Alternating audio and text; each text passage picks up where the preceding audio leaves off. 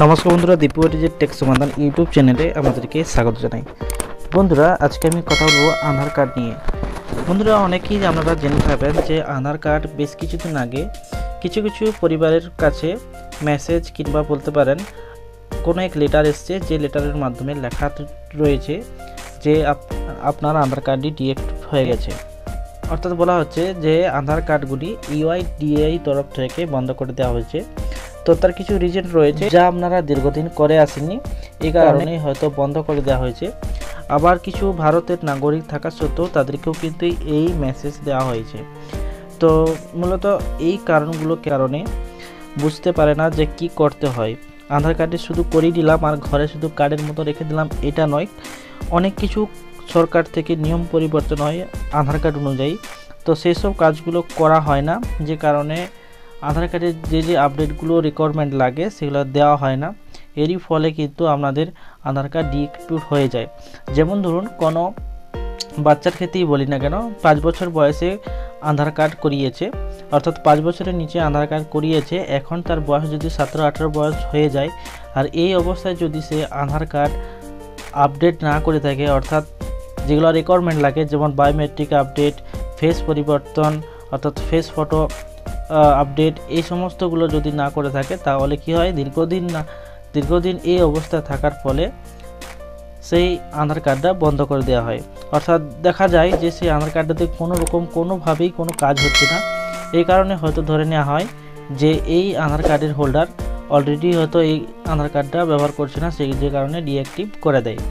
তো আধার কার্ডের সঙ্গে জুড়ে থাকতে হলে অবশ্যই আপনার মোবাইল নম্বর লিঙ্ক করে রাখতে হবে, এবং বিভিন্ন জায়গায় সরকারি বেসরকারি যাই হোক না কেন সেসব জায়গায় আপনার আধার কার্ড শেয়ার করতে হবে। সরকার ক্ষেত্রে এমন নয় যে ফ্রডভাবে সেটা শেয়ার করবেন, যেগুলো সরকারি যেখানে রিকোয়ারমেন্ট লাগবে তো সেই সমস্ত জায়গায় আপনাকে শেয়ার করতে হবে।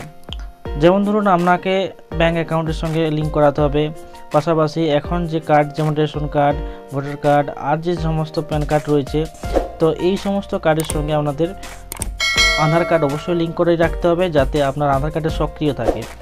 এছাড়াও আপনাদের যে পাশাপাশি কার্ডগুলো রয়েছে সেই সব কার্ডগুলো সক্রিয় থাকে, ব্যাঙ্ক অ্যাকাউন্ট সক্রিয় থাকে।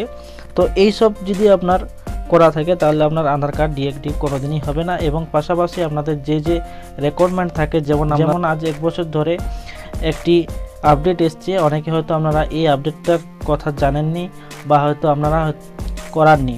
তো দেখুন, 14ই মার্চ পর্যন্ত সময় ছিল আধার কার্ড আপডেট করার জন্য।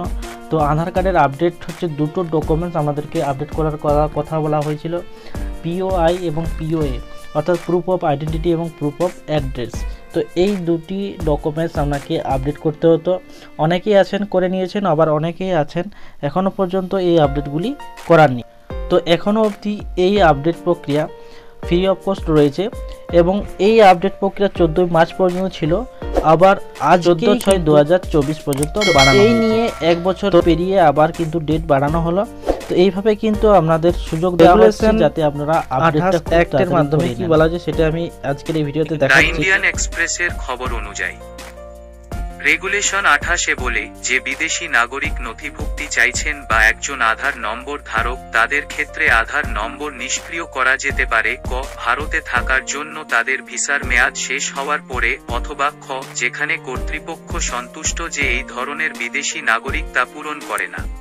তো বুঝতে পাচ্ছেন যে রেগুলেশন 28 এর মাধ্যমে যে যারা বিদেশি হোল্ডার রয়েছেন আর যাদের ভিসা মেয়াদ শেষ হয়ে গেছে, তারা এই সমস্ত আপডেটগুলি করে থাকেন না, যে কারণে তাদের আধার কার্ড ডিঅ্যাক্টিভেট করা হচ্ছে। এর পাশাপাশি অনেকেরই কিন্তু